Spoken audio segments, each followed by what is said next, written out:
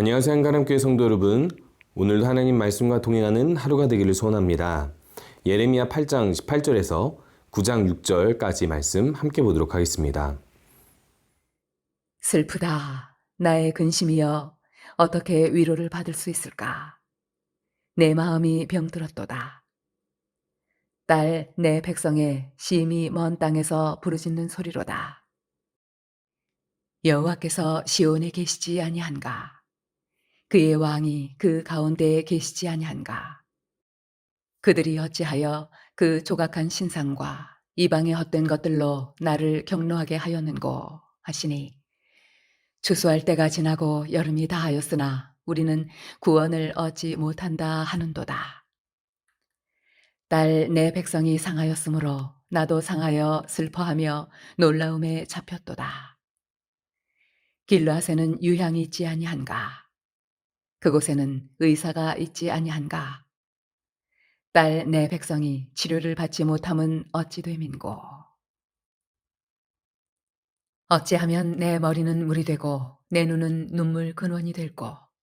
죽임을 당한 딸 내 백성을 위하여 주야로 울리로다. 내가 광야에서 나그네가 머무를 곳을 얻는다면 내 백성을 떠나가리니 그들은 다 간음하는 자요 반역한 자의 무리가 되미로다. 여호와의 말씀이니라. 그들이 활을 당김같이 그들의 혀를 놀려 거짓을 말하며 그들이 이 땅에서 강성하나 진실하지 아니하고 악에서 악으로 진행하며 또 나를 알지 못하느니라. 너희는 각기 이웃을 조심하며 어떤 형제든지 믿지 말라. 형제마다 완전히 속이며 이웃마다 다니며 비방함이라. 그들은 각기 이웃을 속이며 진실을 말하지 아니하며 그들의 혀로 거짓말하기를 가르치며 악을 행하기에 지치거늘 네가 사는 곳이 속이는 일 가운데 있도다. 그들은 속이는 일로 말미암아 나를 알기를 싫어하느니라. 예레미야는 눈물의 선지자로 유명합니다. 왜냐하면 그의 메시지는 분명히 유다 백성의 심판을 선포하고 그들의 멸망을 바라보면서 하나님의 진노를 담아내고 있지만 그 하나님의 진노와 이 백성들의 죄악을 함께 살펴보면서 하나님의 마음, 그 긍휼의 마음을 함께 가지고 있기 때문에 그런 것입니다. 사실 우리 어떤 범죄하는 사람을 봤을 때 갖는 감정은 슬픔이 아니라 분노죠. 저것은 잘못됐다. 마땅히 벌을 받아야 된다. 라고 우리들은 스스로 생각하기 때문에 그렇습니다. 심판자의 본능을 가지고 있어요. 하나님은 심판자로서 사실상 우리에게 긍휼, 슬픔, 그런 감정 가질 필요가 없습니다.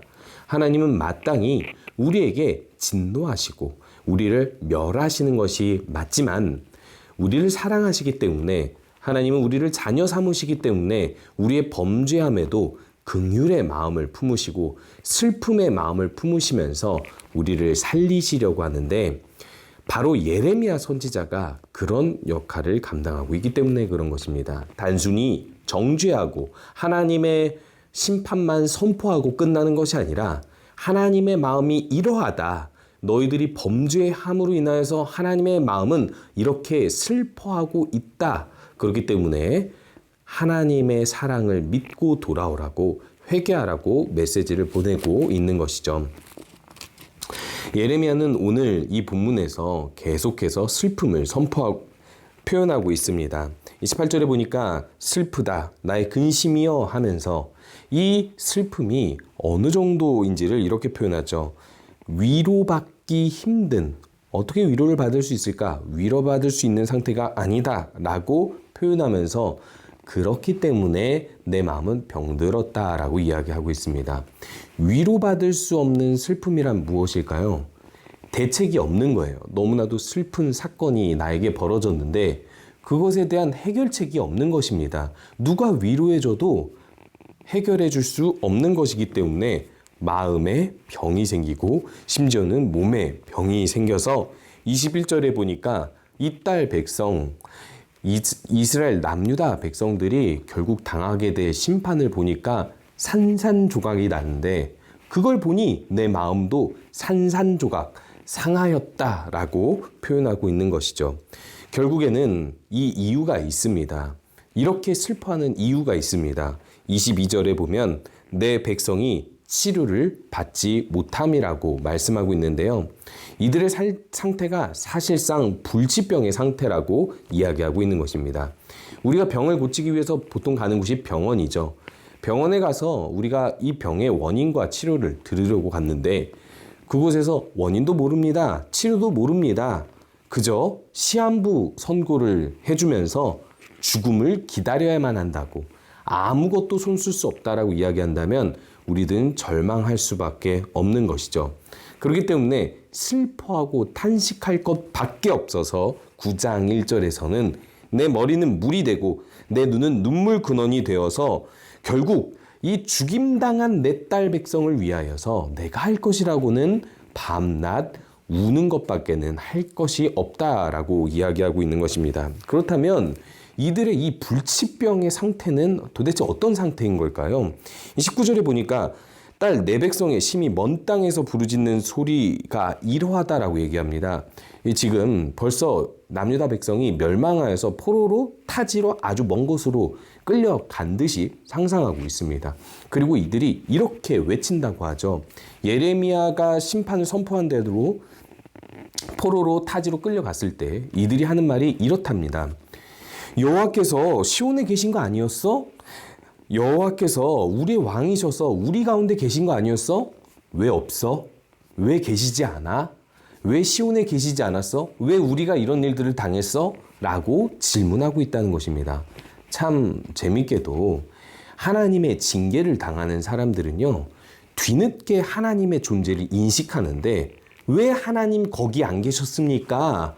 왜 하나님 안 도와주셨습니까? 라고 말한다는 것입니다. 사실상 이것에 대해서 하나님은 뭐라고 말씀하시냐면 그들이 어찌하여 그 조각한 신상과 이방 헛된 것들로 나를 경노하게 하는고 나를 경노하게 했다라고 이야기합니다. 내가 없는 게 아니라 내가 화가 나서 너희들 앞에서 내가 숨어버린 거야, 이 뜻을 이야기하고 있는 것이죠.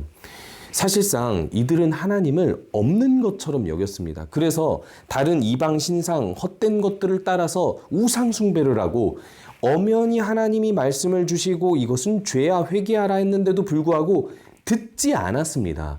듣지 않고 거부한 이들이 하나님을 없는 것처럼 여겨놓고서는 하나님이 화내니까, 경록해 하여서 하나님께서 이렇게 벌을 주시니까 그제서야 왜 하나님 안 계셔요? 라고 질문하고 있다는 것입니다.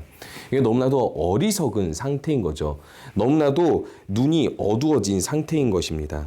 그래서 결국에는 이들이 아무리 기다리고 기다려도 이들을 구원해 줄 이가 찾아오지 않는다고 20절에서 추수할 때가 지나고, 이스라엘에서는 보통 추수할 때가 지나면 여름이 오는데 그 여름이 지나고 나서도 아무 열매도 없는 그런 상태, 아무리 기다려도 응답 없는 상태에서 구원받지 못하는 자기들의 비참한 상태를 이제서야 인지하고 이야기하고 있다는 것입니다. 그러면서 예레미야가 이렇게 표현하죠. 22절에 보니까 길르앗에서는 유향이 유명하지 않냐? 치료약이 유명하지 않냐? 의사가 있으면 치료가 되어야 하는데 왜 의사도 이 치료약도 다 효과가 없냐? 왜 아무것도 치료가 되지 않는 상태에 빠졌는가? 라고 이야기하면서 예레미야가 진짜 슬퍼하는 이유는 죄를 회개할 가망이 없는 남유다 백성들을 위한 슬픔이기 때문인 그런 것입니다. 병원 가서 그 어떤 치료도 들을 수 없고 희망도 알 수 없는 상태, 결국에는 이 상태 때문에 마음이 답답하여서 울 것밖에는 할 것이 없다고 이야기하는 것이죠. 사실상 우리도 마찬가지입니다. 예수 그리스도께서 우리의 죄를 사하여 주시지 않았다면, 우리가 하나님 말씀을 듣고 성령으로 깨닫지 못했다면 우리는 이 유다 백성들과 다를 바 없는 존재들입니다. 우리들의 죄를 치료할 수 있는 방법은 없지만 오직 예수 그리스도를 통해서 우리의 죄는 해결이 된 것이죠. 결국 우리들이 붙잡아야 할 것은 아무런 해결책도 치료약도 없는 이 죄에 대해서 하나님께서 우리를 영원히 해방시켜 주셨다는 사실입니다. 그렇다면 이런 죄의 특징들에 대해서 이제는 구체적으로 나열해 주고 있는데 이 죄악들을 한마디로 이렇게 표현하고 있습니다. 거짓, 바로 속임수이죠. 이들의 죄의 상태들을 이렇게 2절에서 표현하고 있습니다. 내가 만약 광야에서 나그네가 머무를 곳이 있다라면 난 그 광야로 피신하고 싶다. 이 백성들을 떠나고 싶다. 왜냐하면 하나님으로부터 영적 간음을 하고 배반하는 자들이기 때문이다라고 이야기합니다. 그러면서 여호와께서 무엇을 고발하시는지 들어봐라 라고 얘기하면서 그들의 혀로 말하는 것이 다 거짓인데 활을 당기고 쏘는 것처럼 계속 거짓을 말하고 다니고 그들이 이 땅에서 강할 때도 진실을 말하지 아니하였고 악에서 악으로 진행하여서 온갖 행하는 모든 것들이 악행이라고 고발하고 있습니다. 그런데 이 악행에 대해서 이렇게 표현하죠. 심지어 너희들 이웃끼리 서로 조심해야 되고 형제마다 속이다가 서로 비방하다가 결국에는 서로 믿지 못하는 상태에 빠지게 되었다라고 이야기합니다. 그러면서 결국에는 이 혀로 거짓말을 하고 악을 행하다가 심지어 체력이 다 고갈날 정도로 너희들은 악을 행하는데 에너지를 다 소진했다라고 이야기하고 있는 것이죠. 왜 하나님께 돌아오지 못하는 것일까요? 이들은요, 하나님이 아니라 다른 대상의 모든 악을 그 에너지를 쏟아냈기 때문입니다. 그리고 이들은 계속해서 거짓을 말하고 거짓을 믿고 그리고 이 거짓으로 인하여서 결국 하나님의 진실, 진리를 들을 수 없는 상태가 되었기 때문입니다. 결국 하나님께서는 이 거짓으로 말미암아 나를 알지 못하는 상태, 나를 알기 싫어하는 상태가 되어버려서 사람에게도 거짓을 말하지만은 결국 하나님의 말씀도 거짓으로 그 진리를 막아서 도저히 듣지 못하는 상태가 되었기 때문에 이렇게 불치병의 상태에 빠져버리게 되었다라는 것이죠. 예레미야 선지자 시대 때 수많은 거짓 선지자들이 아니야 하나님께서 벌 주실 일 없어 하면서 거짓 평안을 선포했습니다. 사실상 계속해서 거짓 회개를 하는 이유들도요. 이들이 진짜 하나님께서 죄에 대해서 심판하시고 그리고 이 죄를 경고하시는 것을 듣지 않고 거짓되게 하나님의 말씀을 듣지 않으려고 했기 때문에 그런 것입니다. 결국 사람끼리도 거짓말을 하면서 이득을 취하다가 하나님으로부터도 그 거짓과 속임수로 인하여서 아무런 진리의 말씀을 듣지 못하고 죽고 비참하게 멸망할 수밖에 없는 상태에 이른 이 유다 백성. 이 유대 백성을 보면서 예레미야는 이렇게 말하고 있습니다. 내 백성을 위하여 주야로 울리로다. 밤낮으로 울 것밖에는 할 것이 없다라고 이야기하고 있습니다. 혹시 하나님은 나에게 말씀하시는데 내가 스스로 그것을 거짓으로 꾸며서 하나님 말씀을 막고 있지는 않는지 돌아보시기 바랍니다. 나는 이것이 당당해. 난 이것이 맞다고 생각해. 하나님 말씀에 근거해서 이것이 맞다고 생각하고 내 행동은 옳아라고 하지만 거짓일 수 있습니다. 사람들 앞에서 난 거짓말하지 않았어, 진실해 라고 하면서도 사람들에게 여러 가지 험담을 하며 거짓된 말들로 속인 적 있지는 않았는지를 돌아보기 원합니다. 우리의 행위를 살펴보면서 오늘도 함께 기도하시고 그렇게 거룩한 삶을 회복하시는 성도님들 되시기 바랍니다.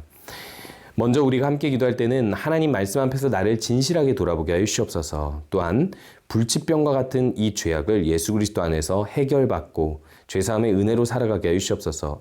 필리핀 정성호 김선자 선교사님의 경찰학교 사역을 위해서 기도하시되 영육간에 강건한 필리핀 경찰들이 많아지도록 기도해 주시기 바랍니다. 우리 함께 기도하겠습니다. 하나님 아버지 주님, 내가 먼저 나 자신을 돌아보게 하셔서 거짓과 속임수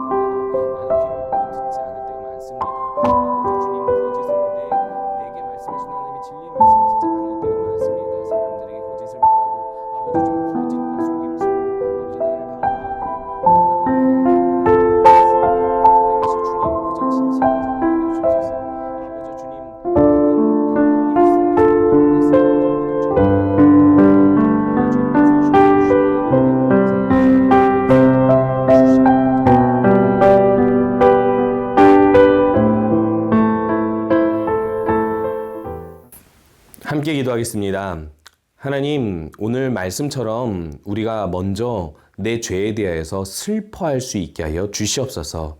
내 자신의 모습을 솔직하고 진실하게 돌아보며 하나님의 말씀을 거짓된 자기 기만으로 막지 아니하도록 인도하여 주시옵소서. 무엇보다 필리핀 정성호 김선자 선교사님 함께해 주셔서 경찰 사역 가운데 함께해 주시고 영육간에 강건하게 필리핀 경찰들이 많아질 수 있도록 인도하여 주시옵소서. 예수님의 이름으로 기도합니다. 아멘.